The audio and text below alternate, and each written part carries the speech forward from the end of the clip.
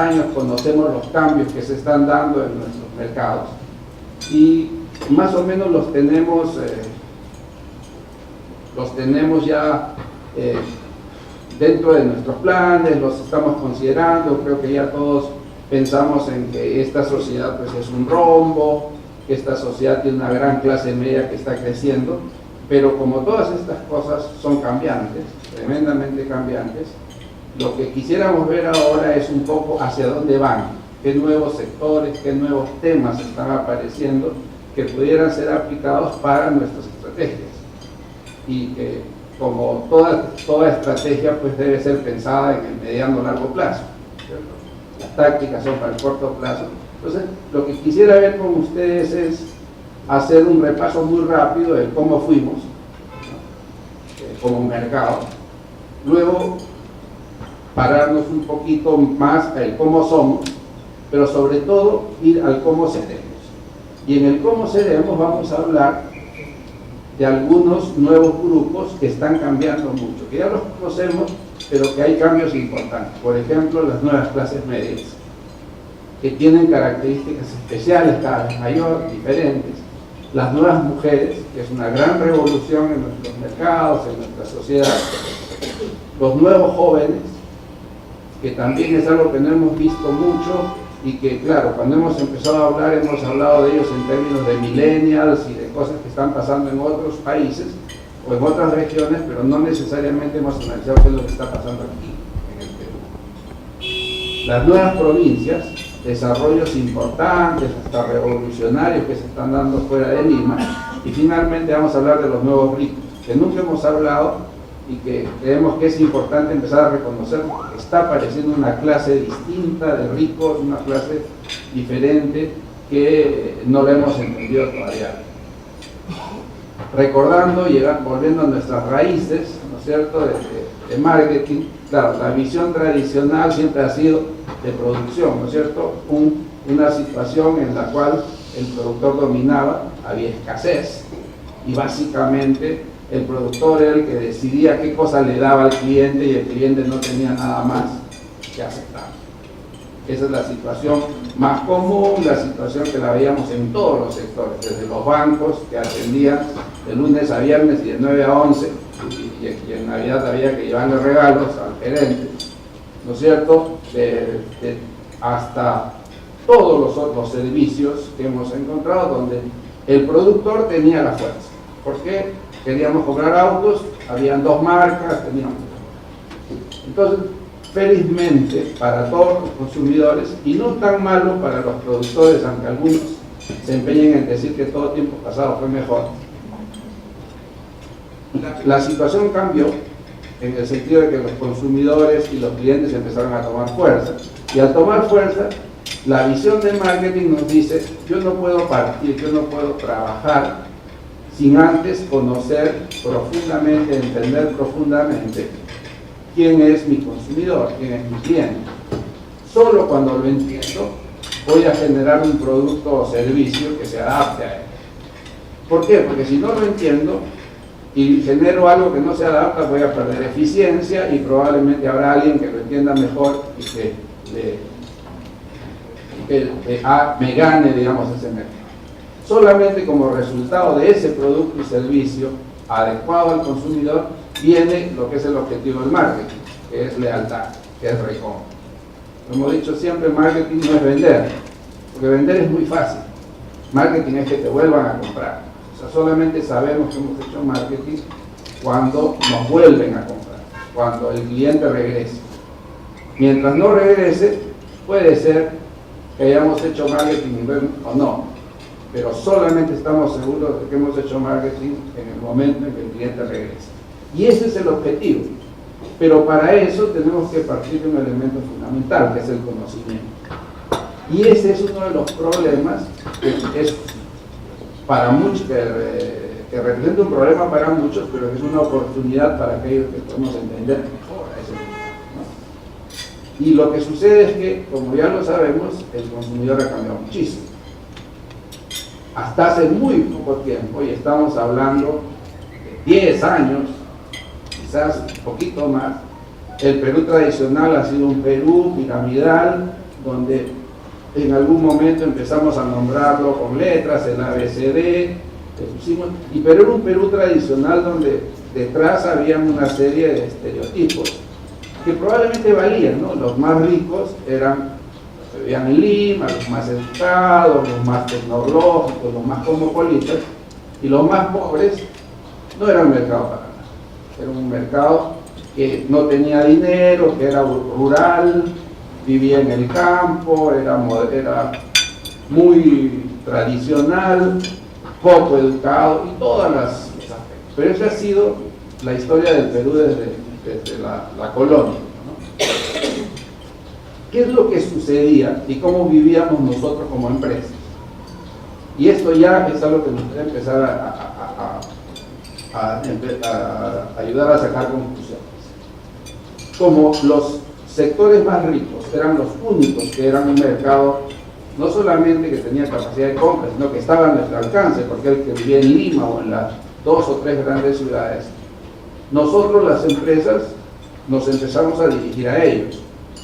Y además nos empezamos a dirigir a ellos de la misma manera que nos dirigíamos a las grandes clases medias de otros países, ¿no? Las empresas que veníamos con las teorías de fuera o con las experiencias de fuera, llegábamos al Perú o a México o a Colombia, porque esto es latinoamericano, y ¿qué hacían?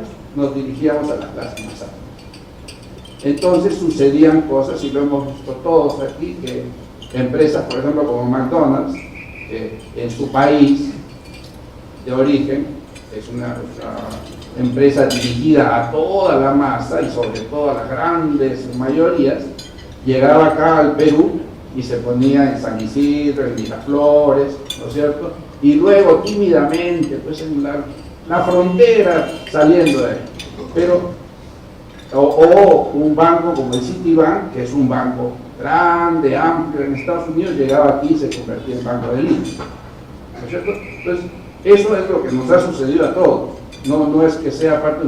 Y cuando hablamos de seguros, los seguros nos dirigíamos a los de arriba y los bancos también, y dejábamos todo este gran mercado de lado, porque era un mercado que no tenía capacidad de compra. Pero de alguna manera se quedó en la cabeza de los empresarios y de todos nosotros de que los mercados que valen son los mercados elitistas. Se nos quedó en la cabeza, y para muchos hasta ahora, cuando hablamos siempre decimos, no, yo quiero ir a la B, yo quiero ir a la B. Siempre dice la gente así. Y siempre los otros es bueno, ya casi como goteo. Y es importante entender. Pero, como ya lo sabemos, entre los años 60 y 90 sucedió en toda América Latina, y es algo que poco se señala a nivel mundial, probablemente la más grande migración de la historia moderna. En todo caso, en el siglo XX no hay una migración más grande en el mundo que la que se dio en América Latina en los años 60 y 90, donde de ser una región que tenía básicamente, yo he puesto 50% urbano, pero en realidad era 40% urbano en los años 60 y 60% rural, empezó a venir por diversas razones, terrorismo, qué sé yo, problemas económicos, empezó a venir la gente del campo a la ciudad. Y en los años 90, en toda América Latina, pasó a ser 75% urbano y 25% rural. Pero el Perú pasó a ser de 50% urbano a 80% urbano. Es decir, ha sido el cambio, pero eso se ha dado en 30 años. ¿Y qué cosa significa eso? De que hoy el Perú es más urbano que Italia, más urbano que Francia, más urbano que Inglaterra. O sea, la gente, los peruanos, vivimos mucho más en ciudades que en los países europeos. Este es el mismo nivel de urbanismo que tiene Estados Unidos, y en algunos casos hasta un punto más. Entonces, cuando nosotros pensamos en el peruano típico y decimos, el peruano típico es un señor que vive en la puna con su llamita y siembra sus papas, nos equivocamos. Pero el peruano típico es un señor de mediana edad que vive probablemente en Comas o en Villa El Salvador, en la periferia de nuestra ciudad. Y esto ya es un cambio fundamental. ¿Por qué? porque el hecho de tener a la gente junta, para efectos comerciales, para efectos empresariales y para todos los casos, es sumamente positivo. Porque el tener a la gente junta nos permite, por ejemplo, tener universidades. ¿Por qué? Porque hay muchas personas alrededor. Nos permite tener supermercados, nos permite tener una serie de empresas que funcionan con economías de escala, cosa que no se podía hacer en las épocas rurales. Sí. Sucedió en casi todos los países de Sudamérica. Sucedió en el caso de México. La Ciudad de México pasó de ser una ciudad de 4 millones de habitantes a tener 20 millones de habitantes ahora. Lima pasó de tener 2 millones a 10 millones. Y Colombia pasó también, Bogotá y las 4 ciudades más grandes, Caracas, en toda América Latina pasó. Casi con la misma, en los mismos periodos y por razones similares. En realidad es una cosa importante, y yo me voy a ir adaptando un poco a las cosas que vamos a hacer. Yo voy a hablar de Perú, pero en realidad deberíamos estar hablando de América Latina, porque no existe en el mundo una unidad, o sea, un grupo más homogéneo de personas que los latinoamericanos. O sea, somos 650 millones de personas que tenemos el mismo idioma, o casi, ¿cierto? Como el portuñol ahí, que tenemos la misma raza, las mismas mezclas raciales, que tenemos la misma religión, que tenemos las mismas culturas, las mezclas de indígenas con europeos, que tenemos hasta el mismo estilo económico, el mismo esquema económico, más o menos todos somos unas clases medias ahí muy parecidas, y toda nuestra historia es igualita. Todos estamos cumpliendo 200 años ahora de independencia, y es algo que olvidamos porque muchos miramos las diferencias, pero no nos damos cuenta que las semejanzas son mucho más grandes, y que quizás ya es el momento, y hablando aquí en temas de marketing, que empecemos a dejar de pensar de Perú para empezar a pensar en una cosa mucho más grande. Porque los límites son solo políticos, ya ni siquiera son económicos ni culturales, ni nada. Los únicos límites que hay son políticos. ¿Bueno? ¿Qué es lo que sucede? Y un poco siguiendo con este. Miren cómo crece, este es el crecimiento del Lima, de 2 millones de personas a 10 millones en el 2000. Miren cómo se multiplicó por 5. Fíjense cómo ha ido creciendo o sea, esto no ha pasado en ningún lugar del mundo así, salvo en América. Pero fíjense lo interesante. Esta es la Lima tradicional, la Lima que existía ya como distrito, etcétera, en los años 60. Tenía, mira, San Isidro, Miraflores, La Victoria, Breña, todo eso. Pasó de ser 1.600.000 a 4 millones, más o menos. Pero miren la Lima que fue invasión o que no existía en esas épocas. Pasa de 300.000 personas a ser 6 millones hoy aproximadamente. Y eso, entonces cuando nosotros decimos Lima y los conos, como les llamábamos antes, hay que decir de Lima al norte, Lima al sur, en realidad deberíamos decir al revés, ¿no es cierto? Deberíamos decir la periferia y Lima. Debería ser uno porque nuevamente este es otro tema que no conocemos. ¿Qué es lo que pasó, sin embargo, para viendo las cosas ya desde el punto de vista en estos momentos? ¿Qué pasó cuando las empresas que estábamos aquí nos dirigíamos solamente a los lugares tradicionales? Y llegaron millones de personas a la periferia. ¿Y qué dijimos nosotros? No, esos no me interesan. No son mercado. Y había millones de personas en la periferia que necesitaban ropa, que necesitaban alimentos, que necesitaban construir sus casas, que necesitaban cafeteros, que necesitaban todo eso, y nadie se los proveía. ¿Por qué? Porque las empresas nosotros no los veíamos. Ni siquiera los dejamos entrar a la ciudad. Les dijimos, no, tú aquí a San Isidro no entras, tú te vas allá al Arenal. Eso es lo que pasó. Estos señores, sin embargo, tenían necesidades y nadie se las proveía. ¿Qué ocurrió ahí entonces? ¿Qué cosa es lo natural? Si nadie me provee lo que yo necesito. Yo solito, ¿no? Entonces yo empiezo a poner mis restaurantes, empiezo a hacer mi ropa, empiezo a poner mis negocios de construcción, empiezo a vender mi cemento, empiezo a hacer todas estas cosas y al final termina generándose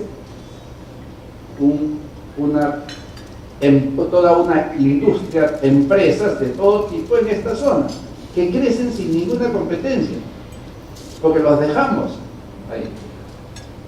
Y eso genera, claro, lo que ahora llamamos el sector informal, porque así como las empresas no lo veíamos, tampoco el Estado lo veía. ¿Sí? Entonces, crece el sector informal y la señora, que era muy industriosa, que cuando vivía en el campo quería poner un restaurancito, su problema era que tenía 5 clientes que eran los que vivían más o menos cerca. Cuando lo pone, viene acá y se va a vivir a Comas, tiene 200 clientes. Y el señor que cose también tiene 300 clientes y además puede comprar más barato el hilo y tiene alguien que le cose.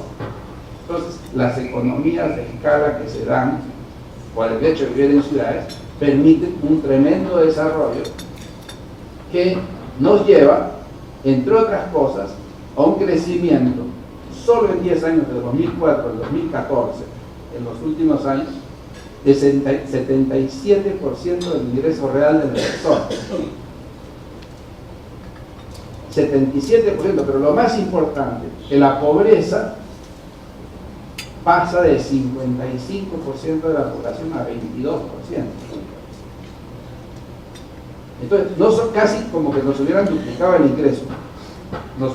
¿Qué pasaría a nosotros si nos aumentan, a veces nos dicen, 80% más de salario? Eso es lo que le ha pasado al Perú. ¿De acuerdo? Y además de haber sido 1 de cada 2 peruanos pobres, resulta que ahora solo 1 de cada 5 peruanos es pobre. Fíjense, ¿alguien me ayuda a decir cuánto es de 55 menos 22? ¿Cuánto es? 33%. ¿Y qué cosa es 33%? 1/3 de la población. O sea, 1 de cada 3 peruanos ha entrado al mercado de consumo. Ya no lo vemos como puede ser pobre. ¿Qué significa dejar de ser pobre? Significa no tener capacidad de compra, más que cubrir lo mínimo. Y en los últimos 10 años, 1 de cada 3 peruanos ha empezado a entrar al mercado donde ya puede comprarme cosas. 1 de cada 3 es inmenso, es una revolución. Eso independientemente del precio de los minerales, de que el oro, del plomo, por eso es que el Perú ha aguantado tanto. Claro, todo bajaba y subía con la economía internacional, pero nosotros siempre hemos estado un par de puntos encima de los datos de la economía internacional. ¿Por qué? Porque hay un colchón que es generado por la propia riqueza, por el crecimiento de la riqueza. Por favor. Eso significa que eso cifras países. Cifras países. En las periferias esto ha sido tremendamente diferencial. Mucho más.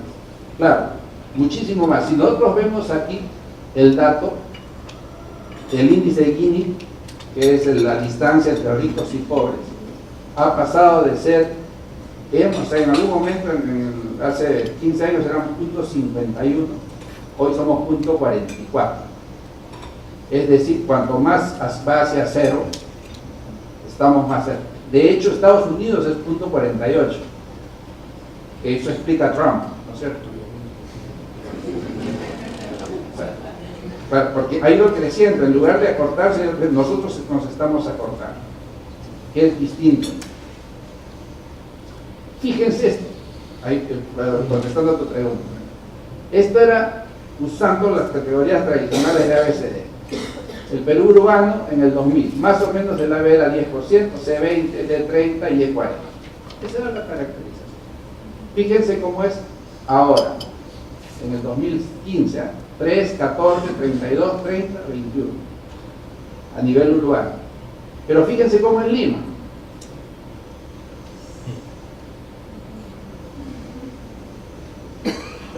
Entonces, cuando hablamos de la pirámide, que siempre seguimos hablando de la pirámide, nosotros decimos, oye, desde el 2010, en el libro Al Medio hay sitio, o sea, uno de mis libros, pero este, por si acaso, en el 2016 está todavía más perfecta el ROM, más perfecto el ROM. Entonces, cuando hablamos de las mayorías, estamos hablando del medio, no estamos hablando de las mayorías de los pobres.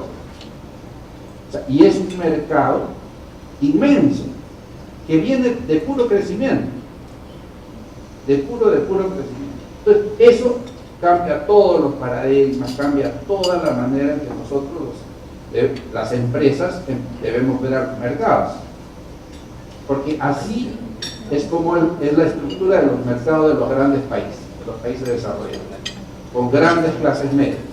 Nosotros somos más pobres, pero la estructura es la misma.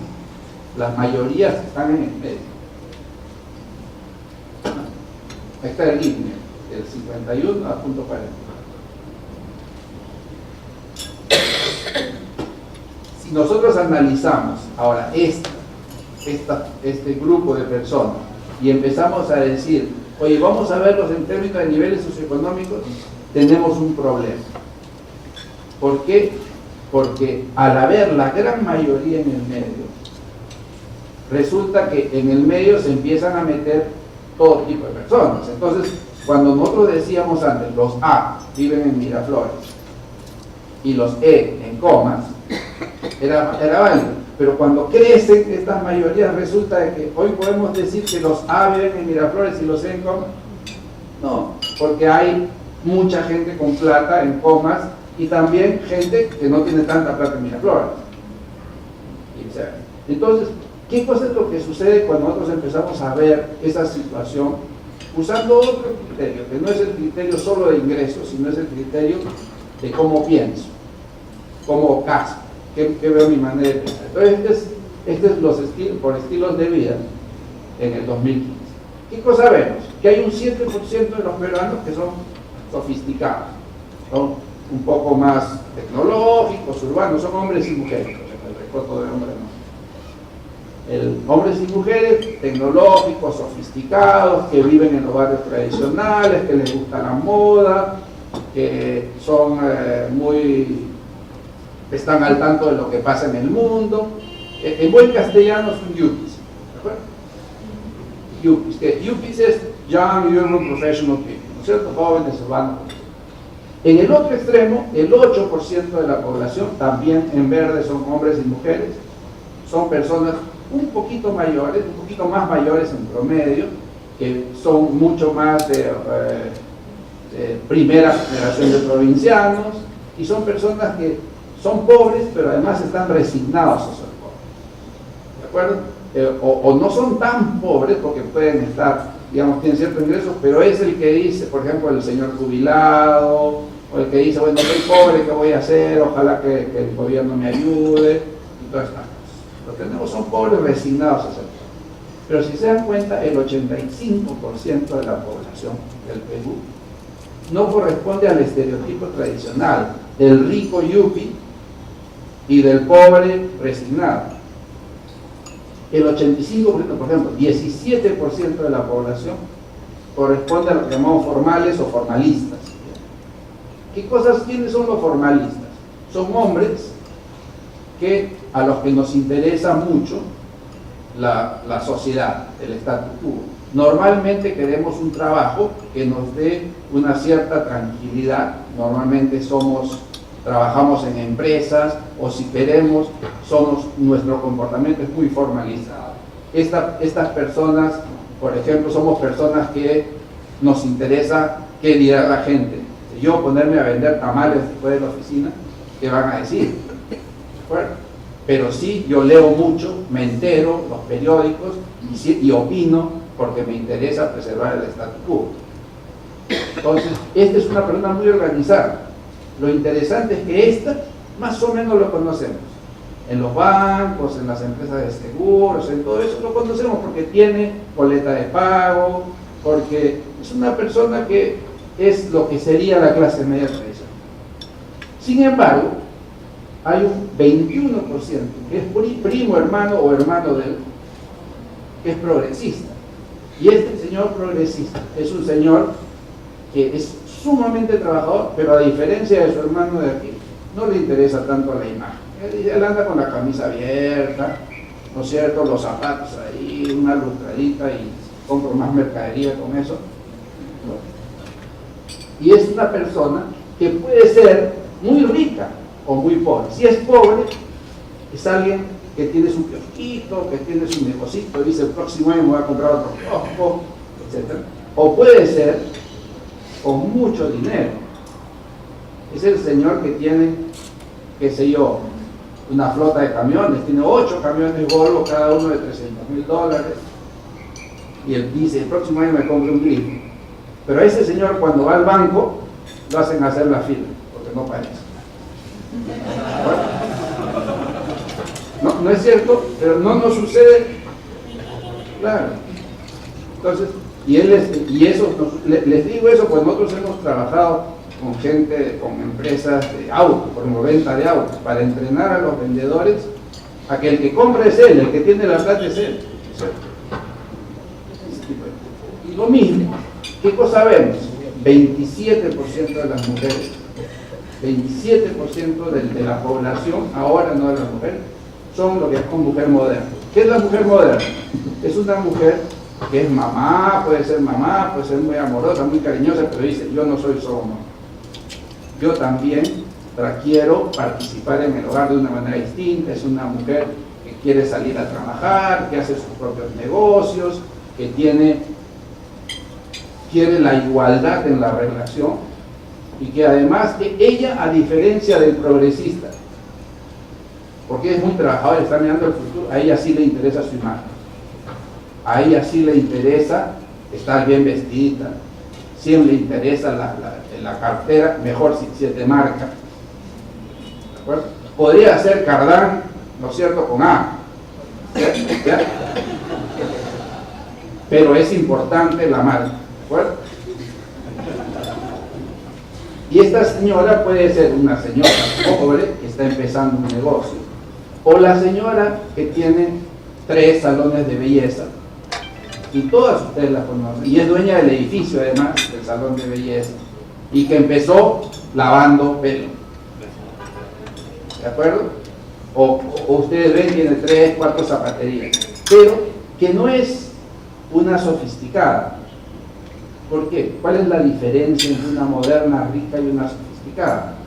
Básicamente el extracto, o sea, la extracción mientras que la sofisticada nació en un lugar más o menos de su nivel y sabe cómo vestirse, cómo sentarse de manera tradicional. La moderna tiene que aprender, porque es la primera de su familia que está llegando a eso.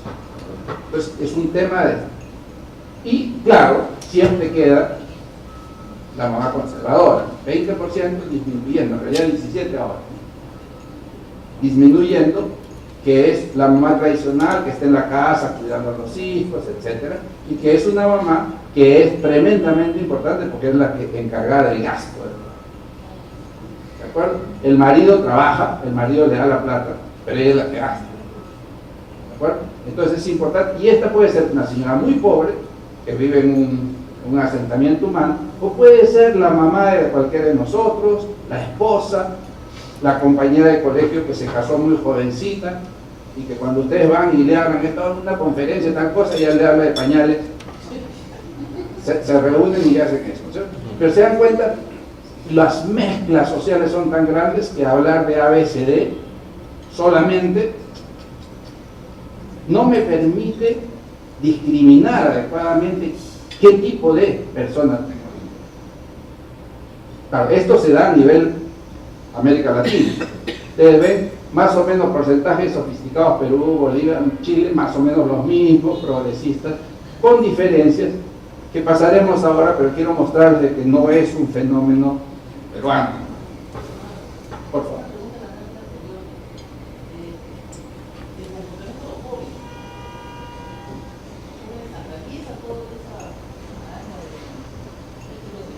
Ay, claro. Sí, no. Tiene un comportamiento distinto por ser joven, de la misma manera que por ser mujer. ¿De acuerdo? Tienen un comportamiento distinto, pero hay jóvenes formales, jóvenes modernas. Lo vamos a ver un ratito después cuando hablemos un poquito. Hay diferencias puntuales de los jóvenes, sí, pero sí, hay jóvenes progresistas, y lo vemos, los que trabajan en universidades, por ejemplo, van a encontrar que hay de eso. O sea, hay el joven progresista y hay el joven formal. Son dos cosas distintas, buscan cosas distintas. Este quiere, por ejemplo, estudiar carreras cortas, prácticas, que lo saquen. Este quiere estudiar, ser abogado, quiere ser ingeniero, y el prestigio del título es importante. Entonces, son cosas, son situaciones.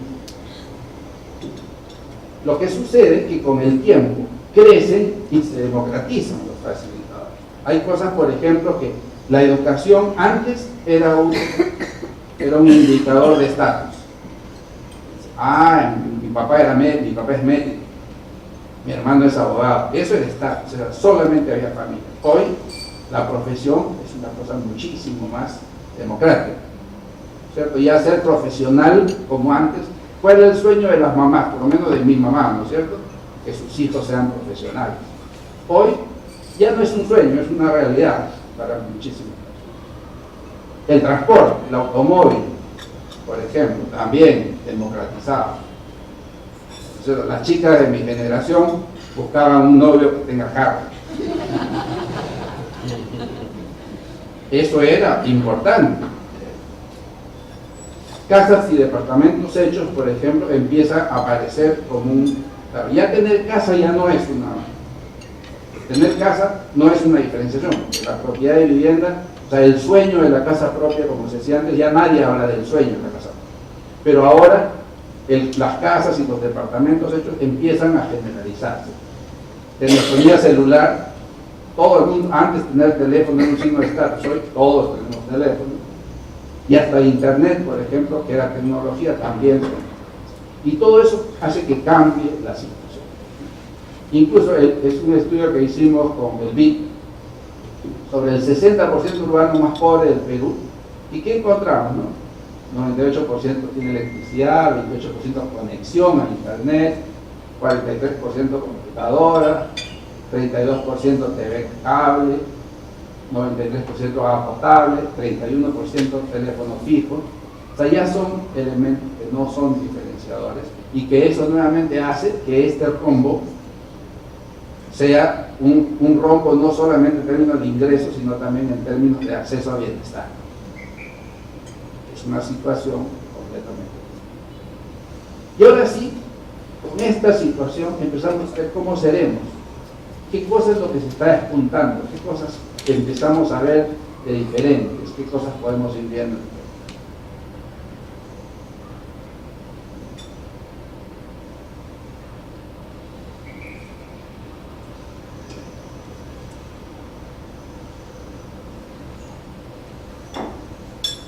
Primero, las nuevas clases medias.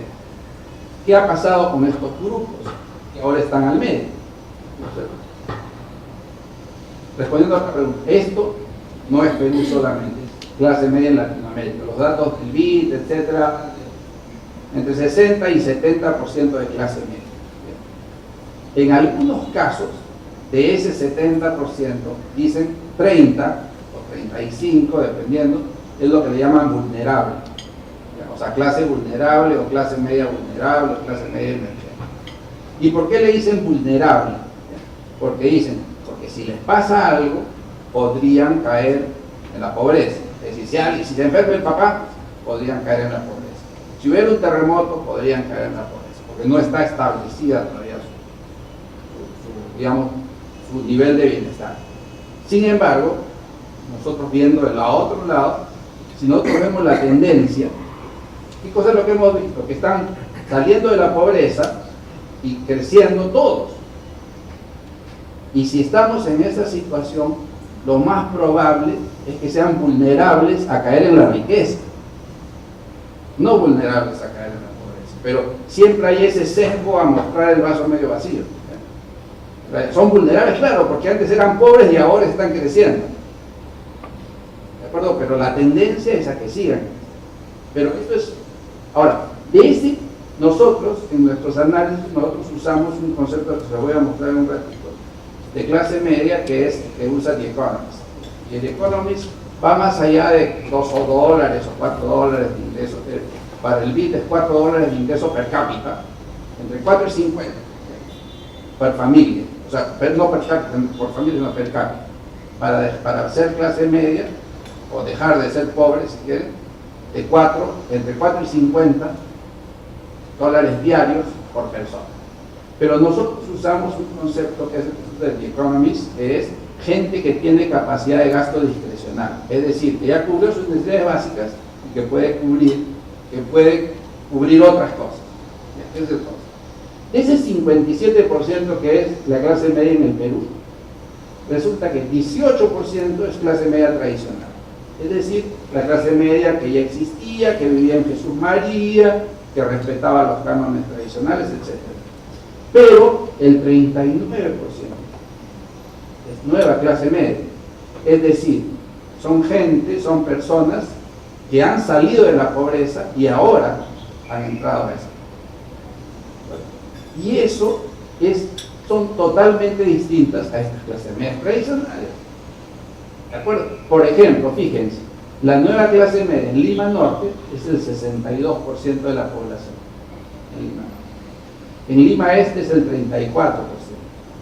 En Lima Sur el 38%. En el Callao el 42%. En Lima Centro el 42%. Y lo que nueva clase media. La clase media tradicional, ¿dónde está? Lima Centro, un poco más del Callao. El Callao es un mundo aparte. Siempre decimos Lima Callao, probablemente por temas demográficos, pero culturalmente es bien distinto y ustedes seguramente hablan. Y fíjense, claro, ¿dónde está la clase alta tradicional, digamos, ese 3%? Un poco más en Lima Centro y repartida en todos los otros lados como porcentaje, pero como porcentaje un tamaño que es más grande. Ustedes sumen todo esto y van a encontrar también niveles. Entonces, ¿cuál es la diferencia entre clase baja, clase alta y clase media? La clase baja con las justas puede cubrir sus necesidades básicas.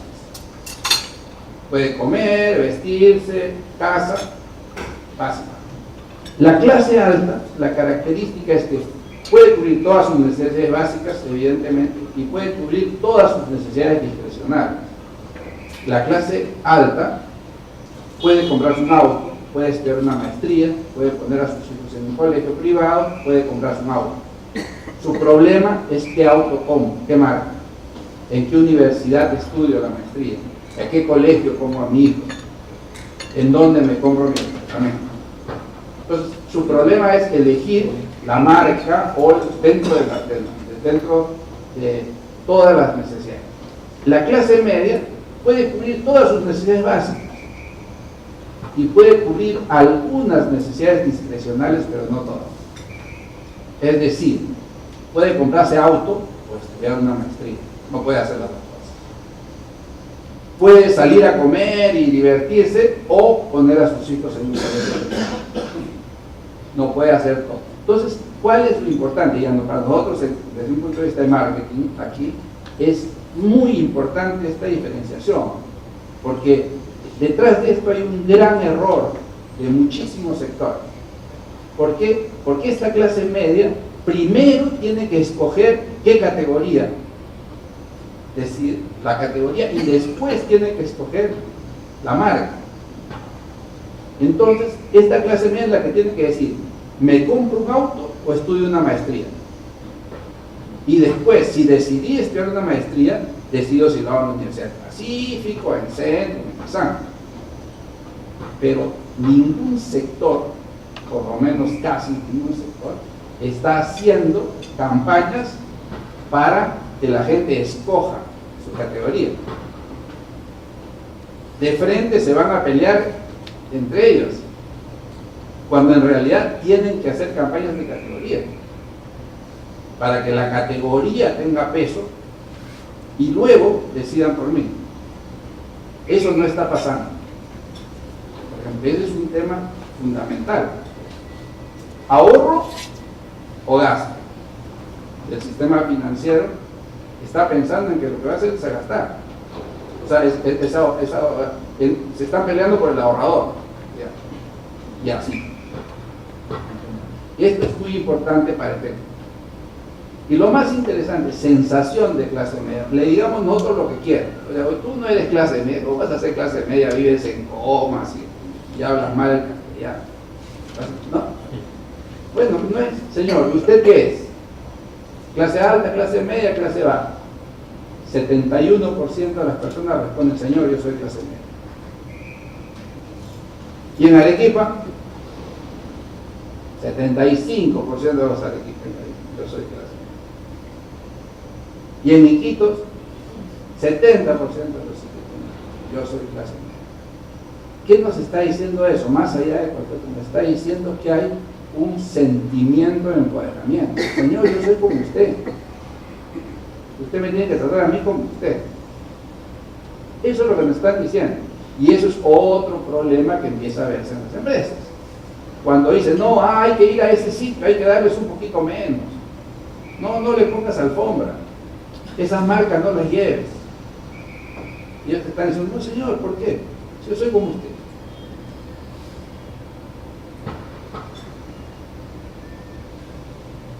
Solo como va, alrededor.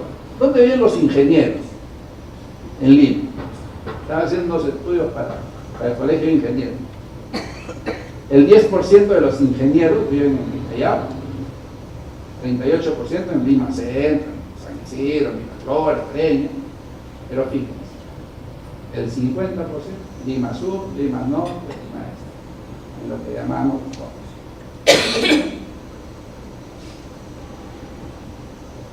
los ingenieros. Entonces, cuando nosotros decimos, no, a esa zona hay que ir, son pobrecitos, no saben leer. Y por supuesto, hay una aspiracionalidad distinta. ¿Qué cosa es lo que vemos siempre? Lo clásico, es decir, ¿no? Hay que entrar por el A, B, para que la gente mire y diga, entonces sí quiero eso. Aspiracionalidad. Hay que ir por ahí. ¿Por qué? Por ahí llega, ¿no? Entonces, el A trae de afuera, el B le copia, el C le copia y al final mi producto se hace. Cierto, eso es válido si es que este grupo de aquí, este del medio, conociera al A o conociera al B. Pero ¿saben qué ha pasado? Que no lo conocen.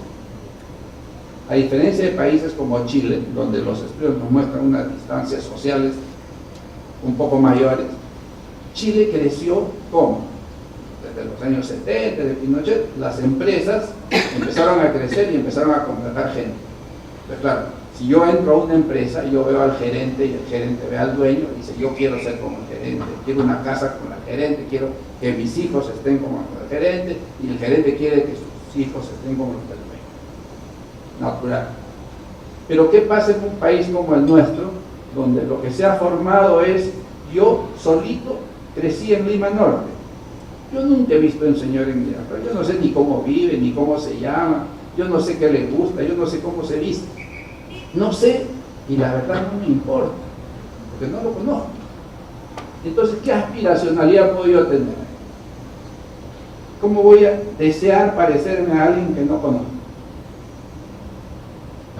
Y esa aspiracionalidad, por tanto, funciona bien poquito para unos grupos, poco más para los formalistas.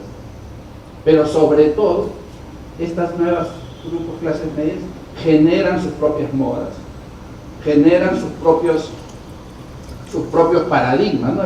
En algunos casos que hacen, traen la música de fuera y lleva directo. Si ustedes van a algunas zonas van a encontrar modas que para nosotros, por lo menos para la mayoría, son un poco extrañas. Por ejemplo, hay una moda todavía sigue muy fuerte de música hindú. Hay grupos de muchachos que bailan, que se visten con saris y todo eso y siguen la moda de Bollywood. O cuando ha venido los del K-pop, el Korean pop.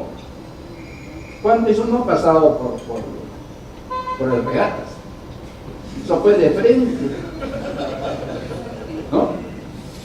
O ustedes escucharon primero en el regatas el Korean pop y después ya llegó, ¿no? Son tremendas modas, ¿de acuerdo? Y son sus propias modas y uno dice, oye, ¿y qué es eso de ponerle qué sé yo, mayólica a la pared de afuera. Eso parece baño. Pero no, pues sí, y a mí qué me importa, eso será tu manera de las cosas. Para mí eso, yo vivo en un desierto, puro polvo, esto me permite tener mi casa limpia, brillante y me dura mucho más que la pintura. ¿No? Entonces, ¿se dan cuenta? Ese elemento de aspiracionalidad no funciona, pero lo seguimos usando, mucho lo seguimos usando. Ahora, es una clase informada, más exigente. Cuidado, que no es que no sepan. El periódico de mayor venta en español en el mundo está aquí, ¿no es cierto? Es el Trome, y hay muchas ventas de periódicos, y se escucha, y hay el internet, y hay todas estas cosas. No es, yo ando tomando fotos, con medio loco soy, ando tomando fotos, son fotos que yo encuentro, pasando en mi carro, los señores leyendo cada uno, imponiendo las modas. Porque ¿qué bailamos nosotros? Nosotros no bailamos en la fiesta. Ustedes van a un matrimonio, ¿qué salen a bailar cuando ponen Red Hot Chili Peppers? No, ahí se sientan a comer, ¿no es cierto? Uno se para cuando ponen 5, cuando ponen, ¿no? ¿Y qué cosa les invitamos a nuestros amigos cuando queremos? Oye, ¿quieres algo fino? ¿Qué les invitamos? Les invitamos comida peruana, tenemos anticucho, les invitamos caucao, les lo llevamos donde Gastón, pagamos muchísimo dinero para que le den, que le den pues lomo saltado, que era un plato tradicional nuestro, un plato además de pobre, ¿no? Por pedacitos chiquitos, todo eso. ¿Por qué? Porque las modas están imponiéndose más de abajo o del medio y subiendo que bajando de arriba. Los que están imponiendo las modas son los grandes grupos. Otro tema ya mucho más actual, mucho más reciente. Fíjense qué cosas empezamos a encontrar. Cómo ha ido creciendo en 2004, 2009, 2014. Lima Centro, que crecía poquito, mientras que la periferia crecía.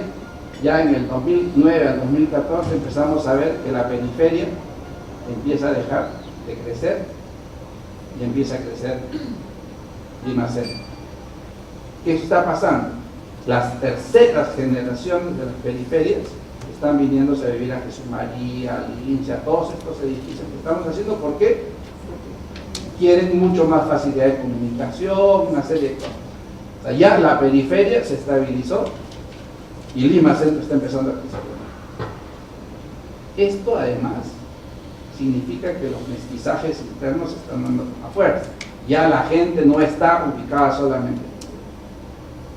Lo que sí es importante ver es que sigue habiendo la mayoría con ingresos no dependientes, es decir, ingresos diarios, esporádicos. ¿De qué trabajo yo? Trabajo independiente, 29%, profesional independiente, 4%, dueño de empresa, 3%, cachuelo, 13%, remesas, 3%, dependiente de empresa privada, 19%, dependiente del sector público, ¿no? Entonces, todavía 70% de la población tiene ingresos que no responden al criterio tradicional, que están más del lado del estilo de vida del formalista, ¿ya? Y un poco del sofisticado, un poco. Pero la mayoría tenemos ingresos variados.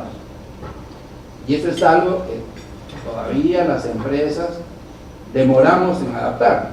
Todavía queremos cobrar mensual cuando el señor gana diario o semanal y una serie de cosas que no es fácil, por si acaso, pero que no responde a una realidad, ¿no? Entonces cosas como esas empresas que le cobran a los taxistas diario mientras echan gasolina, eso está mucho más dentro de una lógica de adaptarse a la manera al consumidor que nosotros. Este 28%, 52% entre los que trabajan, el resto son gente que no trabaja. El ingreso, una vez al mes, miren, el dependiente, una vez al mes, 2 por quincena, y luego casi nada semanal. Pero fíjense, el independiente, una vez al mes, solo 14%, 2 veces al mes, 11, 26, 32, 18, sin frecuencia fija. Es una realidad, lo escuchamos hablar de los economistas, ¿no? Es los informales, la informalidad laboral, sí, pero esto se transforma en comportamiento de nuestros clientes. Y hay que tomarlo en cuenta. Claro, orientación al emprendimiento propio. Deseo crear mi propia empresa y deseo encontrar un trabajo. Fíjense, esto es toda la población, por cierto, toda la población urbana, 80% del país. Deseo crear mi empresa, 30%, y poco a poco va bajando hasta deseo encontrar un buen trabajo, 21-22%. La mayoría sigue creando, o sea, no está cambiándose. Y por supuesto, cuando decimos informal, claro, por si acaso el desempleo en el Perú es solo 6%. En Argentina está habiendo datos 20%. El empleo informal, ¿de acuerdo?, está disminuyendo un poquito, del 79 a 73% sobre los datos, pero lo que se llama subempleo por ingresos solo es 25%. Es decir, los informales, 3/4 de los informales tienen ingresos por encima de los básicos. Solo un cuarto de ellos tiene ingresos menores, que es como el resto de la población, ¿cierto?, que son pobres. Entonces, ser informal no significa ser. Y otro último tema para hablar de esta clase media, por favor.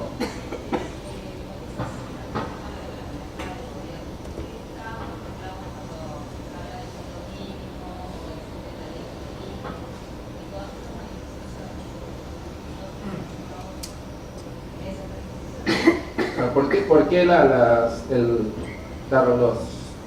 los reclamos ante la baja del sueldo, etc.? Sí, básicamente por un tema, porque si nosotros vamos por estilos de vida, mucho del ruido mediático lo hacemos los formalistas, los formales, ¿de acuerdo? Nosotros somos los que llamamos a los radios y salimos a protestar, etcétera, porque nos interesa digamos, influir en la sociedad. El progresista que está en su taller, él no va a llamar a Radio Capital y decir, oiga señor, yo quiero... No, él está trabajando. Entonces, ¿y quiénes somos los formalistas? Los que tenemos un empleo, los que tenemos un sueldo, etc. Entonces hay mucho ruido generado por las personas que además que están bien porque nos interesamos de la sociedad, ¿no? El progresista es no solo independiente, sino además le interesa poco el resto. Pero mucho del ruido lo hacemos los formales. Muy poco se hace por los grupos, digamos, modernos. ¿Quiénes son los que más protestan? Formales y muchos las conservadoras, que están preocupados por la seguridad de sus hijos, por lo que pueda hacer el gobierno, porque sube el precio del pollo. El resto no. Entonces, un elemento importante. La clase baja se mueve dentro de un círculo muy pequeño, no sale de su barrio. La clase alta tampoco sale de su barrio, ¿cierto? Para la clase alta, Lima va de La Molina a San Isidro y un poco de Barranco a la Plaza de Hacho a veces, pero ahí no va, ¿de acuerdo? La clase media tradicional también se mueve dentro de su grupo. La nueva clase media, ella sí está en Vía El Salvador y va a comprar el Jockey Plaza y después va y se va a la playa y se va a las sombrillas, etc. Es muchísimo más móvil. Entonces está en muchos más lugares y por supuesto no solo es mucho más móvil, sino que prueba más. Su canasta familiar es 7% más variada que la clase tradicional. Compran más bebidas energizantes, frutos secos, etc. Prueban todo porque está recién empezando. Entonces es una tremenda oportunidad, porque nos van a probar, pero hay que estar. El problema es que si no estamos donde ellos, nunca vamos a comprobar. ¿Y qué están buscando? Mientras los ricos, su bienestar ha ido subiendo en el tiempo, la clase media tradicional bajó mucho, perdimos mucho durante las épocas de crisis, ya está subiendo ahora. El caso es que la clase media nueva, los migrantes, hoy tienen el mismo ingreso, diferencias mínimas que las clases medias tradicionales. O sea, no es cuestión de plata, Y la tendencia es que pasen a la clase media. Pero ahora no es un tema de ingreso. ¿Qué cosa es lo que están buscando hoy? Legitimización. Oye, que me aceptes. Yo ya no soy ese pobrecito, recién llegado, etc. Yo ahora soy como tú. Para el primero que lo haga, se va a tener la gente. Las nuevas mujeres. Fíjense qué ha pasado con los datos. 1996. La mujer conservadora, mayoría, hoy cumplimos 20 años. Este año cumplimos 20 años. El próximo año va a ser el primero del futuro de nuestra empresa. 25 a 20 hoy. Y la mujer moderna, que era 15%, hoy es 25%. Tremendo cambio. Es un cambio fundamental, porque cambió la estructura de las familias, cambió la estructura de... ¿Qué ha venido detrás con las mujeres? Llegar a las ciudades, más educación, más acceso, perdón.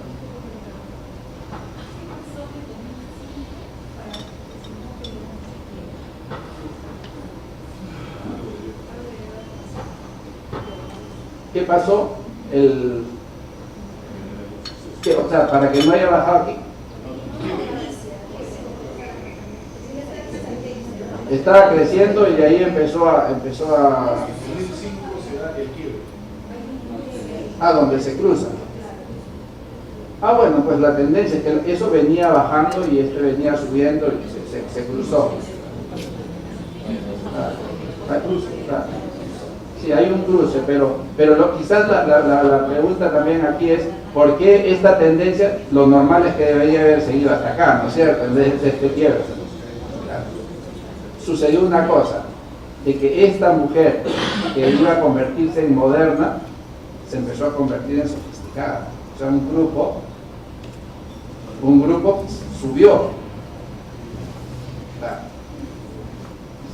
Entonces, pero fíjense lo interesante. Estoy en la ciudad, tengo más educación, tengo más acceso a la salud y tengo más acceso a un tema que se llama anticonceptivo.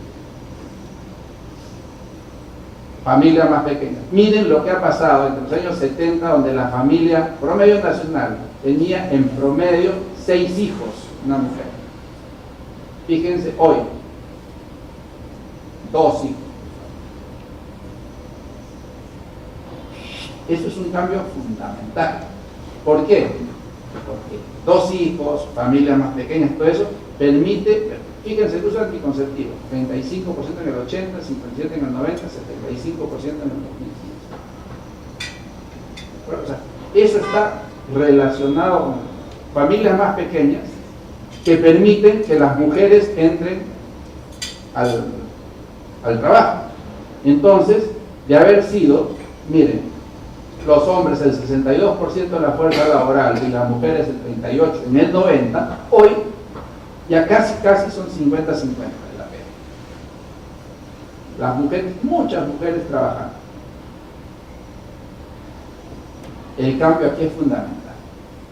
De una familia de hace 20 años, con 3 hijos, nada más, no vayamos de 6, 3 hijos, y una mujer que se queda en la casa, mujer conservadora, y el marido trabajando. Entonces, un sueldo que se te repartía entre 5 personas, un sueldo que debía alcanzar para 5, para el señor, la esposa y los 3 hijos, un sueldo para 5. Hoy, 2 trabajan, y son 2 hijos. Hemos pasado de un sueldo para 5 a 2 sueldos para 4. ¿Se dan cuenta lo que eso significa en términos de ingresos? De bienestar. Es una revolución. Nuevamente por el aporte de la educación. 2004-2014, superior no universitaria, la mujer pasó de ser 48 a ser el 50%. Superior universitaria, de 45 a 51%. Posgrado universitario, de 49 a 55%. O sea, más mujeres estudiando, más mujeres profesionales que hombres. ¿Qué ocurre eso en el futuro?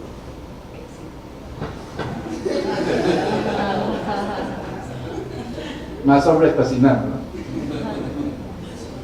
Yo antes de venir al Perú, antes de regresar al Perú, yo fui casi 10 años profesor en una universidad canadiense, era director del departamento de marketing, y tuvimos que hacer, estoy diciéndoles, año 93, 94, tuvimos que hacer una separación de las becas para que haya becas para hombres y becas para mujeres, porque si las becas se daban solo por rendimiento, todas las mujeres se llevaban las becas y los hombres nos quedamos sin nada.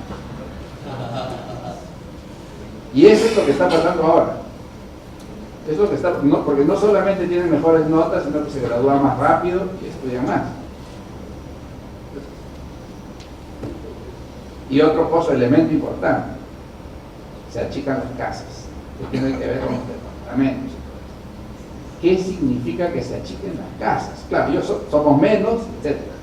Pero para empezar, no sé si ustedes se han dado cuenta, salvo para las mujeres conservadoras que están buscando cocina más grande, la mujer moderna quiere cocinar chiquita.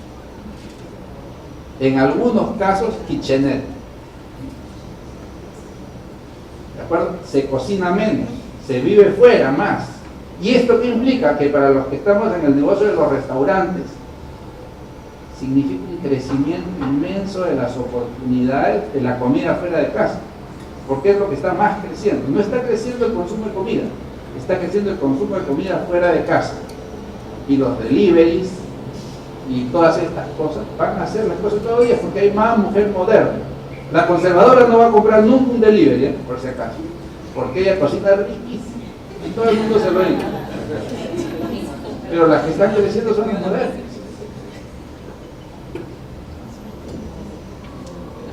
Fíjense, el gasto de alimentos fuera del hogar.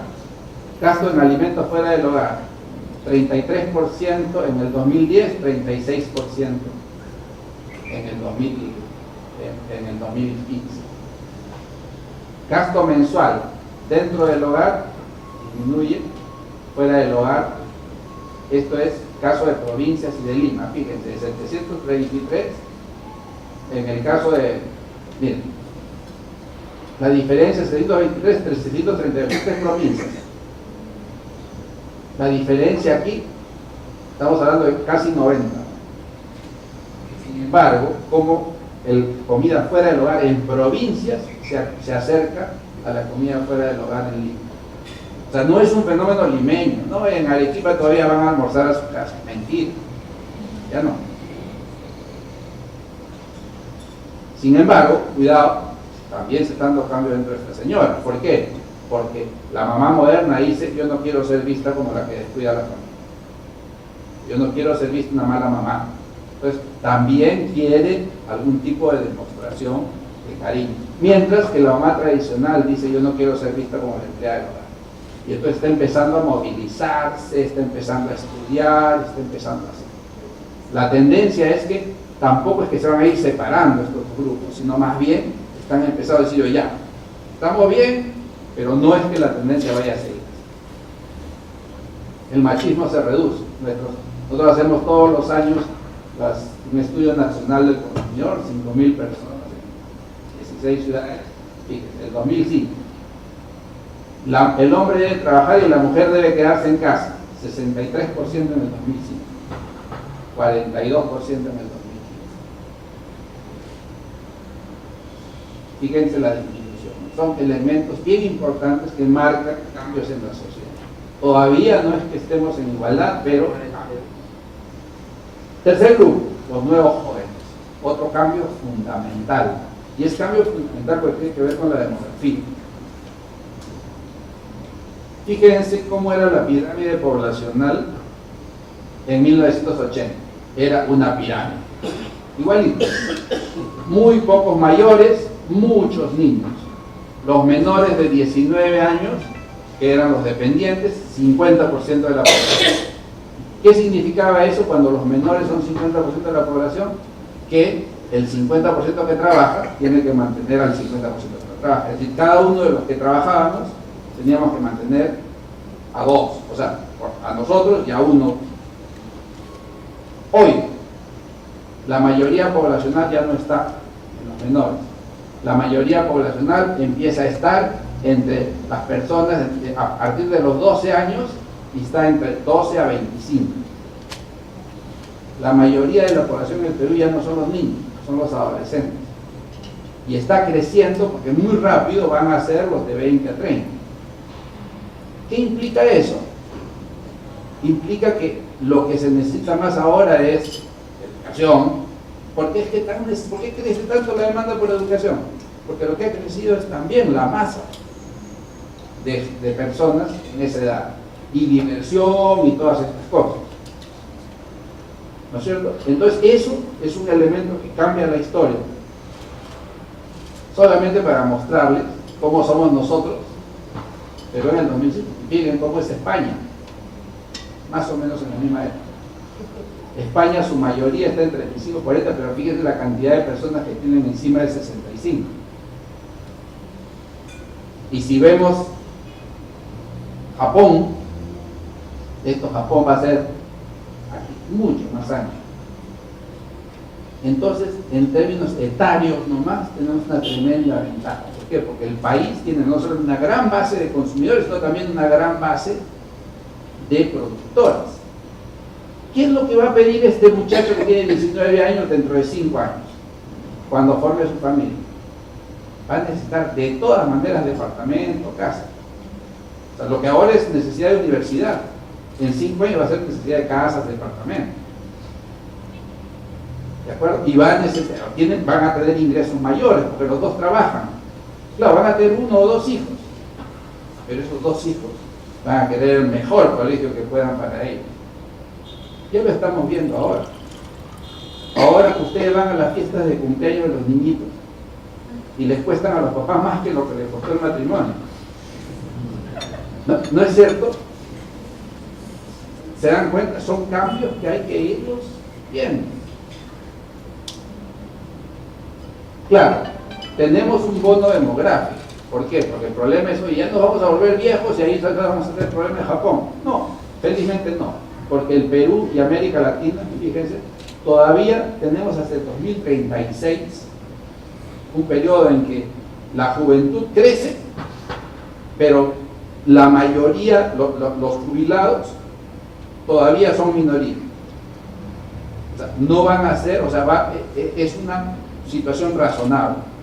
Solamente después del 36 ya vamos a poder empezar a ver problemas de ese tipo.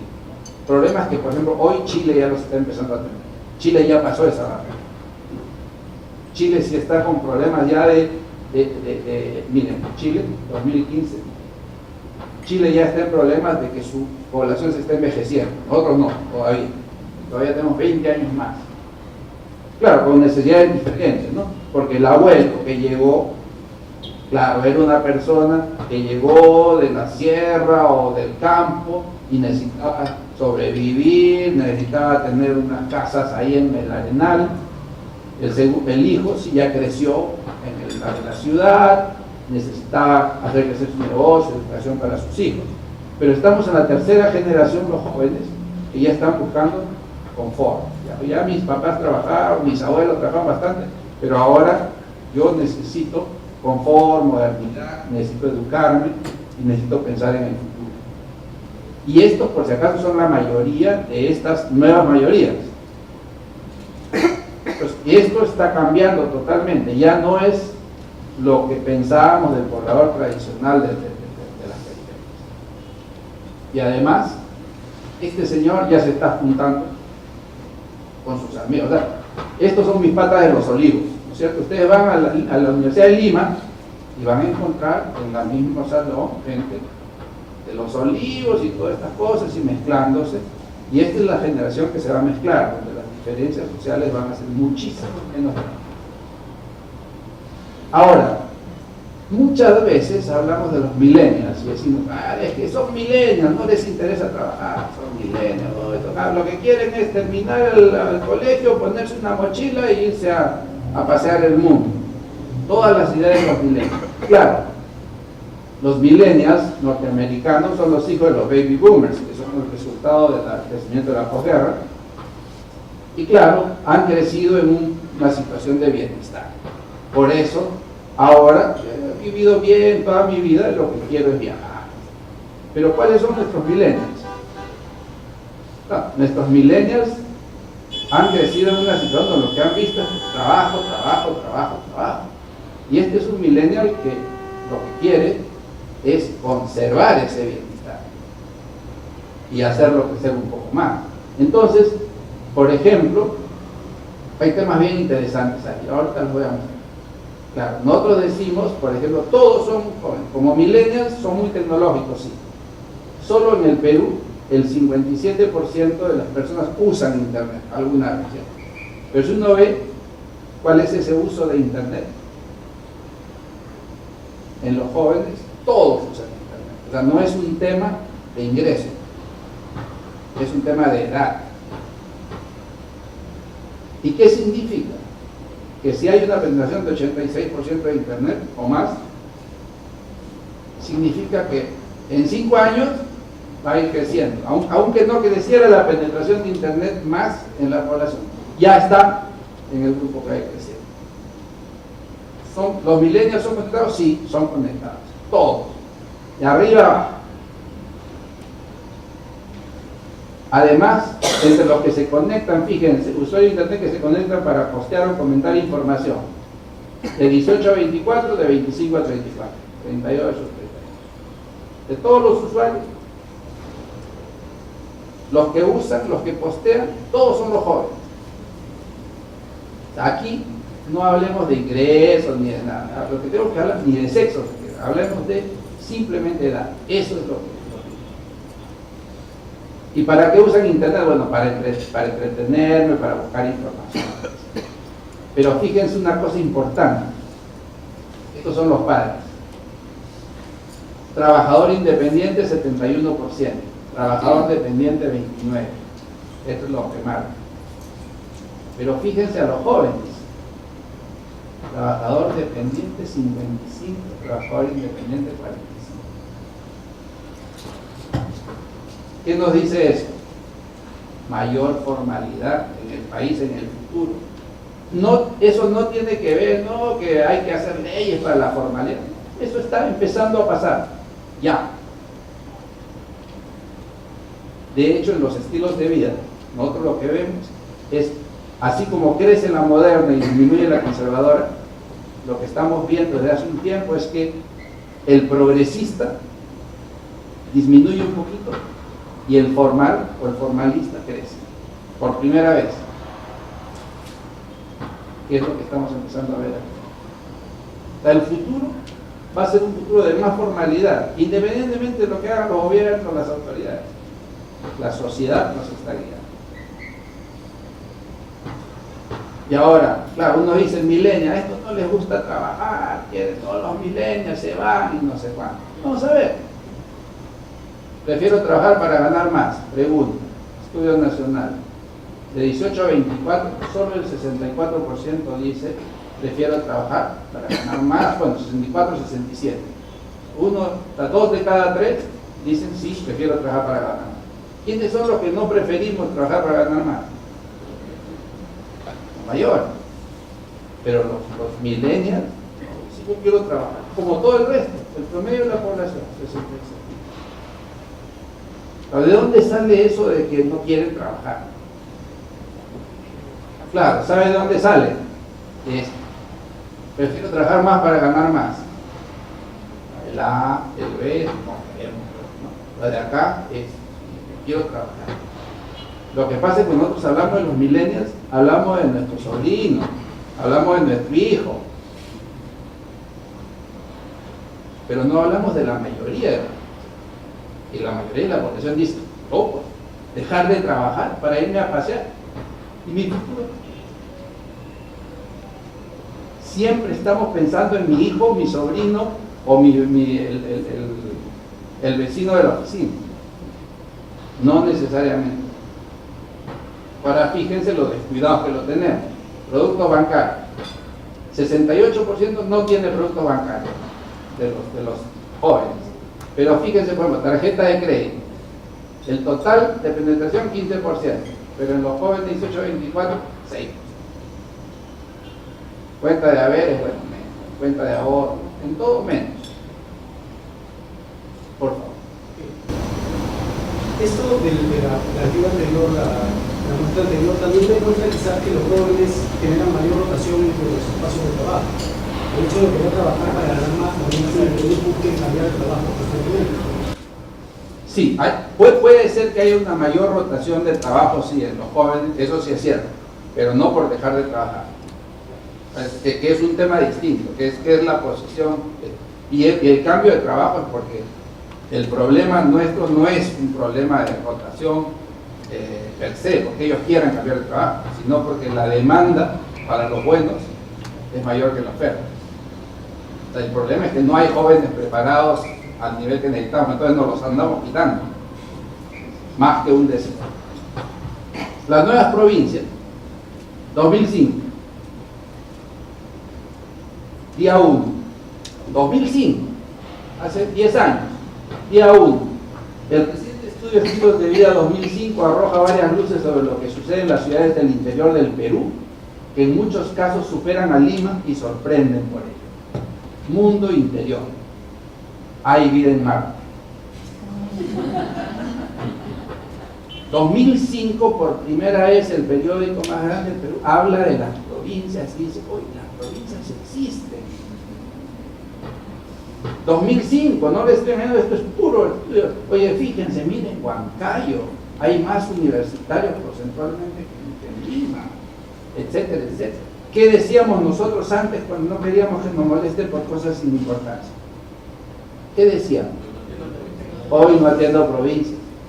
Hoy no atiendo provincias, ¿no? ¿Se dan cuenta de los cambios, la velocidad de los cambios? Miren el acercamiento de la ciudad en las carreteras. Es un trabajo de Richard Webb. ¿De acuerdo? Miles de kilómetros de carreteras, 34.000 en el 60, del 2000 al 2015, solamente en 10 años pasaron de 80, se duplicaron casi el número de carreteras para llegar. ¿Y qué hizo eso? Acortó las horas de viaje de 14 a 5. O sea, lo que hizo es que las provincias se acercaran muchísimo a las ciudades grandes. Bueno, los transportes de carga crecieron inmensamente. ¿Ya? Esos son temas que podemos hacer. Pero, ¿qué sucede? Fíjense este dato. Las ciudades intermedias, miren cómo crecen. Las ciudades grandes, ¿ya?, crecen de 10 a 15%, ¿cierto? Las ciudades medianas, fíjense cómo crecen. Las ciudades pequeñas, cómo crecen. Las zonas rurales se achican y Lima crece, pero en mucho menos proporción que lo que crecen las ciudades del interior. Crecen más el interior, por primera vez en la historia, crece más el interior que Lima. Nunca se había dado eso, siempre Lima crecía más que el resto. Brecha de ingresos familiares declarados, entre el 2013 y 2015, 4%, por ejemplo, crece Lima. En ese mismo periodo, en las provincias, crece 22%.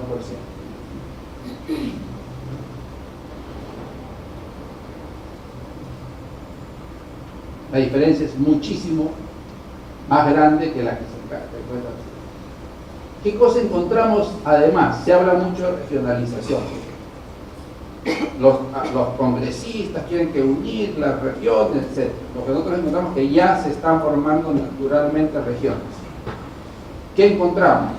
Que en el sur, Arequipa, teniendo Arequipa como eje, todos los distritos del sur están convergiendo hacia Arequipa a comprar, a educarse y ya de alguna manera hay un desarrollo interno que hace que la gente no tenga que venir a Lima. Claro, Cusco sigue siendo muy importante, Puno muy importante, pero ya hay un eje.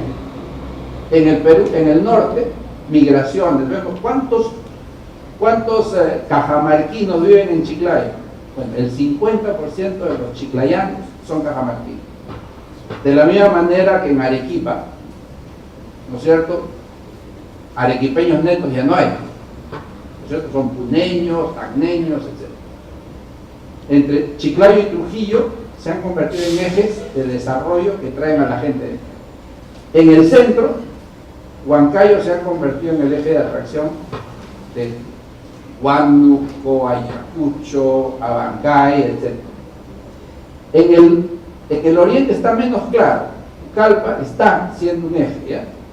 De mucha gente de Iquitos llega a Pucallpa y un poco la gente de San Martín, algo de una parte de San Martín, pero se está formando, claro. Y en el caso de Lima es distinto, pero está empezando a jalar a Ica. Ica se está convirtiendo en un anexo de Lima y va a ser lo más pronto. Entonces, esa regionalización que están esperando que se dé, de manera natural ya se está dando, y comercialmente, con diferentes estilos de vida. Otra cosa, crecen los ingresos rurales. Fíjense cómo crece Lima y el resto del país, del 2004 al 2012. ¿Cómo crece lo urbano con respecto al rural? Lo rural crece más que lo urbano. ¿Y cómo crece la sierra más que la costa y la selva más? Todo esto significa armonización de la ciudad. Crecen los servicios, 8 centros comerciales en el 2004, 78 centros comerciales en el 2015. En 10 años, ¿no? Y con proyecciones a seguir, claro, por supuesto. Finalmente, los nuevos ricos. Lo que hay, y todos los datos lo muestran, que hay un patrimonio en expansión, ¿no?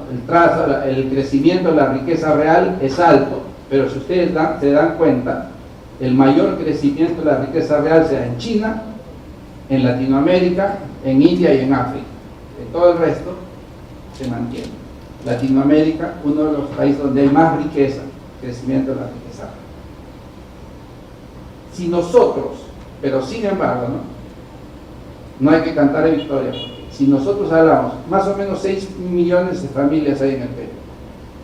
De esos, el nivel socioeconómico urbano, estamos hablando de solo 180,000 familias, o sea, 200,000 familias A. Nosotros decimos, vaya en la, ya sabemos cómo se dirigimos a 200,000 familias. Pero con activos líquidos de $100,000 o más, solo hay 110,000. Familias con patrimonio de $1 millón, incluyendo la casa, solo son 50,000. Las familias con patrimonio de $1 millón, sin incluir casa, es decir, que tienen su milloncito aquí en el bolsillo, 25,000. Familias con activos líquidos de $1 millón de más, etcétera, ¿no es cierto? Por encima de más de $1 millón, 9,000 familias. O sea, cuando nosotros hablamos del A y de los ricos, hay que saber que somos poquitos. Digo, somos. Porque siempre tendemos a sobreestimar los tamaños. Ricos sí, son pocos. Solo el 3% de las familias son del A. Y, claro, el 1.7 de las familias de Perú, solo el 1.7 en $100,000. Estos son datos recientes. .8, .4 y .1, digamos. O sea, familias millonarios, digamos, de $1 millón de patrimonio de $1 millón o más, sin incluir casa, 0,5% de dólares. Eso es. Esos son los datos. Y por si acaso, bueno, pues entonces deben ser los super nice. Vamos a ver, super nice. Estilos de vida. En el A, solo el 37% son sofisticados. Solo el 37% son los youth. 18% de modernas, 20% de conservadoras, 5% de progresistas, 21% de formalistas. Cuidado que ese A que nosotros pensábamos, les digo eso pues nosotros lo vemos. Nosotros hacemos focus group o entrevistas y el cliente nos dice, no, ¿y cómo va a ser esa señora? Mira, ha llegado el Toyota. Además no es rubio. Pero no, se los digo seriamente. Son paradigmas que tenemos. No todos se sienten clase alta. SA, ¿y usted qué es? A, B, C, ¿qué cosa es? El 50% dice, sí, yo soy. ¿Está bien? El otro 50% dice, no, yo soy B. El de C probablemente no sabe lo que estaba diciendo ahí, pero estamos hablando del 50%. Pero ya no hablemos de ABC, sino de clase alta, clase media, clase baja. Ustedes, señores, clase alta, clase media, 45% te dicen, no, yo soy clase media. Y es cierto, claro, porque estamos hablando de niveles de ingreso bastante más bajos de lo que nosotros suponemos. ¿Cuánto creen que gana en promedio una familia en el Perú? En soles, mensuales, ingreso. Una familia de la 30, 40 mil soles. Más, ¿no es cierto? 100 mil, claro. Y no se debe ver por ingreso disponible más que por ingreso bruto que llega. Deberíamos verlo también, pero no es parte, o sea, los niveles económicos, por ejemplo, no miden ingresos, esa es la primera cosa, solamente llegan al ingreso a través de otras preguntas. Claro. Pero les voy a dar la sorpresa en un ratito. Pero importante, percepción de mejora social. Señor, ¿y usted está mejor, igual, peor que su padre? 66%, no, yo estoy mejor. El 28% es igual. O sea, lo que hay dice, sí señor, yo puedo hacer A, pero cuidado, yo no necesariamente vengo de esa área del fútbol. Es otro elemento importante. Y no todos se sienten blancos. Usted, señores, blanco, andino, mestizo, 65% dicen, señor, yo soy marroncito. Y nosotros, con la idea de la publicidad de aspiracional, ¿qué ponemos cuando queremos poner a un rico? Rubio, verde, normal, claro. ¿Cómo no va a ser? Si todos además queremos ser como ellos. Ya Michael Jackson nos dijo que no se podía, pero no importa, ya nos olvidamos de que no se puede ser aspiracionalmente blanco. Pero la gente dice, no, yo soy mestizo, 2 de cada 3.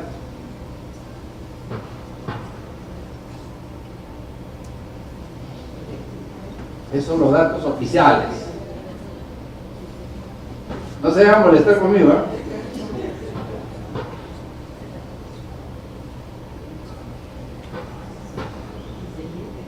$10.860 soles mensuales.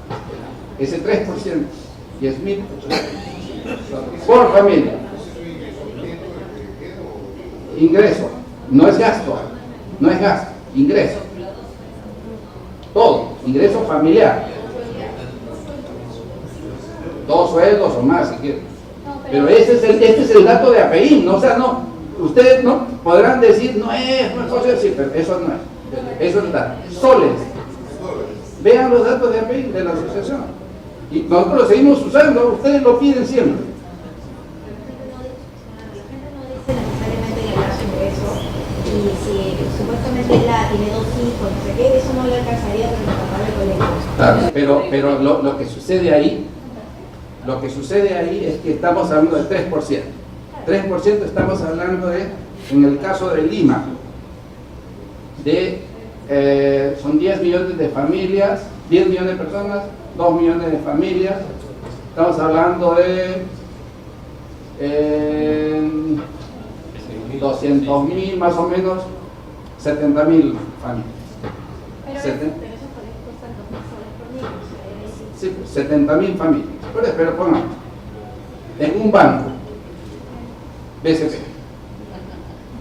¿cuántos del personal están ganando por encima de 11.000 soles? ¿Ah? ¿La mitad de todos de los trabajadores del BCP? ¿Ah? 20%, 20%. Gerentes, ¿cuánto eran? ¿1.000 gerentes en el BCP? Supongamos que haya 20 bancos con 1.000 gerentes. Tenemos, hay 20.000. ¿Qué otros negocios podemos encontrar de esos niveles? Los independientes, que no aparecen por el nivel socioeconómico. Estamos hablando realmente de personas. Si hubieran en los bancos, que no hay 20.000, y ponemos a las mineras y todo eso, vamos a llegar probablemente a una cifra cercana a 50, 60 mil. Pero esos son los datos, por si acaso, y por si acaso no es pregunta, esos son datos basados en las encuestas de NAO, la Encuesta Nacional de Barrio. Pero ¿es eso el promedio de A1 y A2 o Sí. es la media de A1 y A2? No, ese es el promedio. Lo que sucede es que en ese 3% hay sí una pirámide. Claro. Y lo que hay arriba sí hay gente que sí tiene... O sea, el A2 se está jalando para abajo, porque en verdad, claro. Pero fíjense ustedes, no se olviden, es el dato que yo les mostraba hace un rato, es un dato del Boston Consulting Group basado en los datos de Perú, ingresos y bancos. Y estamos hablando del 0.3% de gente que tiene $1 millón. 0.3. Estamos hablando de eso. Claro, la masa crítica es A2.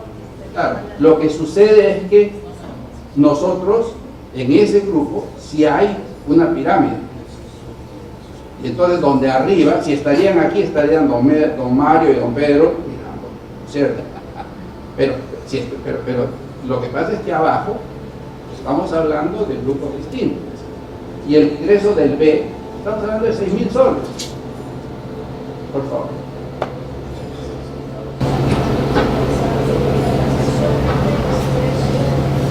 No. De hecho, el ingreso no se pregunta. El ingreso se saca a partir del análisis. ¿Sí? Del análisis de preguntas como si tiene seguro médico, si tiene una serie de otras cosas. A partir de ahí se saca. Pero eso es el dato, y ese es el dato que usamos. Lo que sucede es que, nuevamente, si yo agarro de ahí al 1% de arriba, probablemente ese 1% está en 30.000 soles. ¿De acuerdo? Y el 0.5% está en 100.000 soles.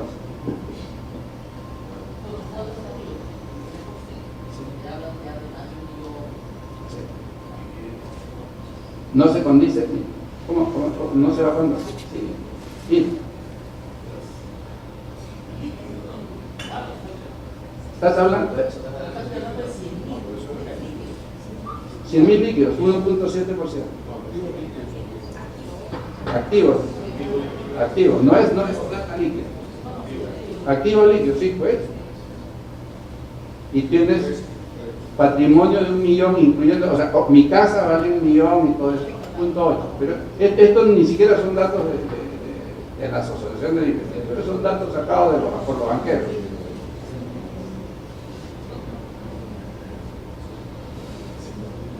Pero lo peor de todo esto es que cuando ustedes hablan en sus negocios de A o de B o de C, el señor está hablando de, vamos a la, y él está hablando de los que ganan $50.000 mensuales. Y el otro señor está escuchando, sí, pues los que ganan $10.000 mensuales. Y el de allá está escuchando, como dice Apeín, $4.000 mensuales. Todos hablamos y usamos el ABCD, y la verdad es que lo usamos de la manera más ineficiente que podamos. Porque no tenemos ni idea de lo que nos está diciendo, y el ABCD no mide ingresos. Lo peor es que no mide ingresos, este es un resultado. Y nos olvidamos de mirar el otro lado, y claro, ¿qué ingreso es? Porque puede ser el señor, el dueño del mayorista del mercado, en ingresos puede ser mucho más rico que el otro, pero ese sí probablemente no aparece. Ese no aparece, pero tampoco va a tener a sus hijos en el marco. ¿No? Ese es otro tema. Pero es importante. Lo que yo les quería mostrar es, oye, a dónde estamos yendo, pero también qué cosa hay detrás. Y de hecho, el informe global, el poder del lujo, emitido por Deloitte, confirma que en el Perú se adquieren productos de lujo accesibles de un precio medio de $300. Ese es el lujo en el Perú. $300. Y eso lo dice Deloitte and Touche. Eso es el lujo para nosotros. Lo que pasa es que nosotros, y la buena noticia, ¿saben cuál es? Que todos los que estamos aquí hemos subido el nivel.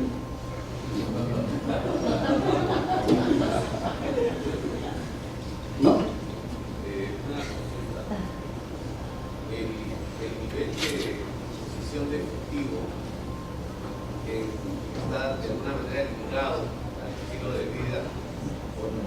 Claro. Porque puede ser uno que tenga sus cosas de marca, pero la posición de efectivo no es tan líquido como.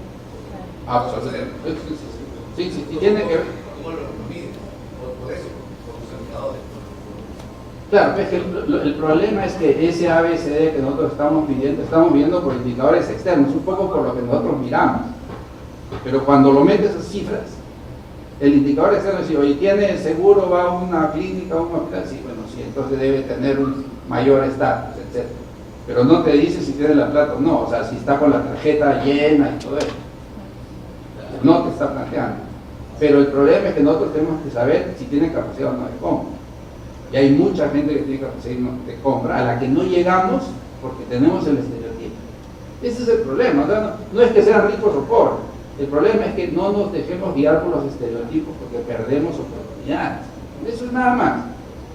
Pero, ¿hay alguna matriz en donde se cruce estilos de vida o ingresos disponibles? Por supuesto, un montón de ingresos, ¿no? Pero si en verdad no está disponible. Sí hay una matriz. En estilo de vida tenemos, de hecho, el libro nuevo está saliendo ahora, pero hay más o menos un tercio de la población de los grupos de estilo de vida de los del medio, un tercio que son pobres y 2 tercios que tienen ingresos por encima de...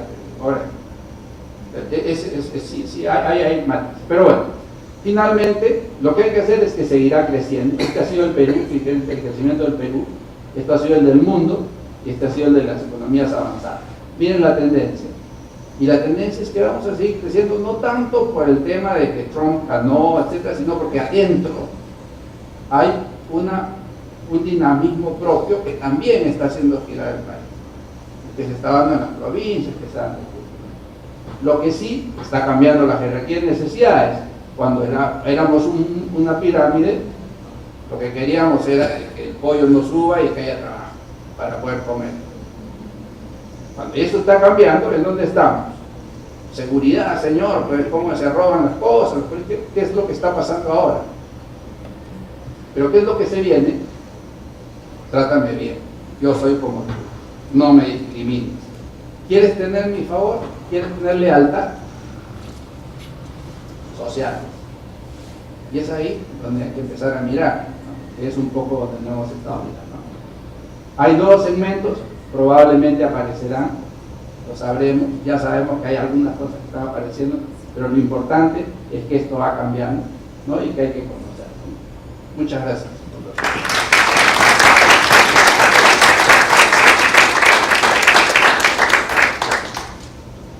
Si tienen alguna pregunta, con mucho gusto.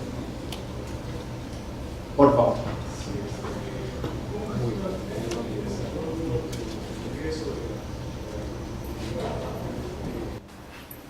Este tránsito natural de los jóvenes que tienen una mayor participación, digamos, en el trabajo. ¿Cómo veo la formalidad? Sí, o sea, sí, digamos, hay un plan del gobierno en términos de tratar de incorporar, digamos, el sector informal de bastantes áreas. Sí, más allá que el tema de la informalidad para el del gobierno, lo que nosotros estamos viendo es que cuando tú hablas con el informal que creció, que ya tiene su empresa mediana ahora, lo que tú sientes es que ya se dio cuenta de que no le conviene seguir en la informalidad total, porque no consigue los créditos en el banco adecuados, etc. Entonces ya hay una reflexión sobre que la informalidad que me sirvió para crecer, para sobrevivir sobre todo, ya no me sirve para crecer. Entonces tú estás empezando a ver una necesidad de formalización, que se hace difícil por los temas laborales, etc. Pero que el sentimiento de querer insertarse más y tener relaciones con el sistema está creciendo mucho más. Por ejemplo, antes no querían tener tarjeta de crédito, porque eso era insertarse en el sistema y poner. Ahora no, ahora sí quiero. El asunto es cómo, ¿no? Sin perder cosas, pero ya hay una tendencia. ¿Cómo una familia con alrededor de 11.000 soles mensuales puede aspirar a tener un carro o escoger qué marca de carro quiere y además que sus hijos tengan una maestría o eso? Sí, hay que tener en cuenta que hay costos que nosotros no tenemos, digamos, nosotros vemos siempre el ingreso, pero no vemos el costo. ¿De acuerdo? Entonces por ejemplo, si tú vas a las grandes clases medias nuevas, No, tú vas solamente a la periferia. Tú anda al Megaplaza y compáralo con el Jockey. El cine te va a costar 30% más barato. La comida te va a costar 30% más barato, etc. Son cosas que hay que transformar. Los gastos no son los mismos. Nosotros hacemos la comparación Lima-Nueva York, pero deberíamos hacer la comparación San Isidro-Como. Entonces, hay un tema también que tiene que ver con eso. Ahora, cuando estamos hablando de esos ingresos, estamos hablando de ingresos para una familia de 4 personas, ¿no es cierto? Y estamos hablando de que no vas a tener, la idea es que tiene que tener, si esa debe tener un BMW, ¿no? Lo vas a tener es un buen Hyundai, pero además vas a estudiar tu maestría. Uno ve las universidades y todo eso, y vas a ver que la composición social no es la misma que nosotros nos imaginamos. Perdón, por favor. Sí. Esta es una lámina de machismo. No sé si lo podemos 40%. Pasó muy rápido y al final es una contribución. Pasó rápido una línea de la mujer trabaja.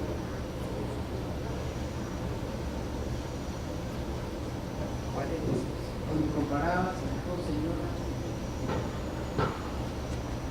no sé. Ahí ¿Esta? Sí, esa a la derecha, no quiero ser vista como no hay más abajo. Algo como que la mujer, no sé si la vista en otra, ya no quería estar más en la casa. Esto es, el hombre de trabajar y la mujer de quedarse en casa.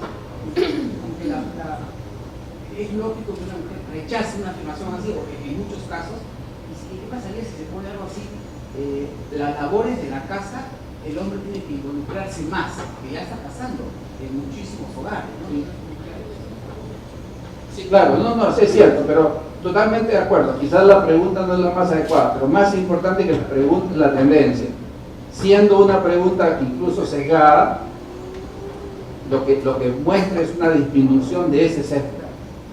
Pero es cierto, lo que sucede es que en las familias jóvenes, que es algo de hecho que las empresas, muchas empresas no están mirando, es que el hombre se está involucrando mucho más en tareas que antes eran típicamente femeninas.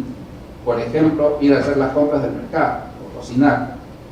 Pero los supermercados no están enseñándole al hombre que va por primera vez a comprar cómo se coge una berenjena. Por ejemplo, que negra debe estar pasada. Entonces, y hay una serie, o ya saldrá en algún momento una publicidad de detergentes para manos machos, ¿no? Porque lavan la ropa, lavamos la ropa. Entonces, tiene que haber un cambio, pero se está viendo. Sí, perdón. Gracias. Una consulta. Esta nueva clase media que ahora es mayoría, que ha evolucionado económicamente y como has mostrado, viene evolucionando también en conocimiento, ¿no? Que al final va a terminar en una mejora cultural. ¿En qué momento vamos a ver la moderación de esa cultura del criollismo, del más vivo, del que se va por el precio sin importar la seguridad, del proceso por el que pasan los productos que reciben? ¿En qué momento se va a dar ese cambio? Que se supone que es un cambio cultural, que en algún momento tiene que modificar la idiosincrasia, ¿no? La parte negativa de esa idiosincrasia tan limeña, tan peruana, ¿no? Sí, hay un elemento que tiene que ver un tema con la informalidad. La única forma de sobrevivir durante mucho tiempo fue la informalidad.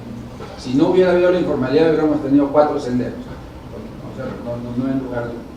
Entonces fue una forma de sobrevivir que es así como han crecido todos los grandes países. En algún momento en Europa pasó eso, en Estados Unidos, probablemente que hace muchos años. Entonces, lo que sí ahora, yo lo que decía un poco, mucha gente está empezando a dar cuenta de que eso ya no le conviene para seguir creciendo. Y eso es lo que se empieza a ver, y claro, se va a dar de todas maneras, o sea, una formalización se va a dar de todas maneras porque ya ves que no te conviene. Un poco, pongamos el ejemplo del tránsito. ¿Qué es lo que pasaba antes y que está empezando a verse ahora? Yo agarraba, entraba y metía mi carro, y no importa si es que el otro no pasaba, total, pin, ¿no? Eso era lo normal, porque era el individualismo propio de si yo no me hago solo, nadie me va a ayudar.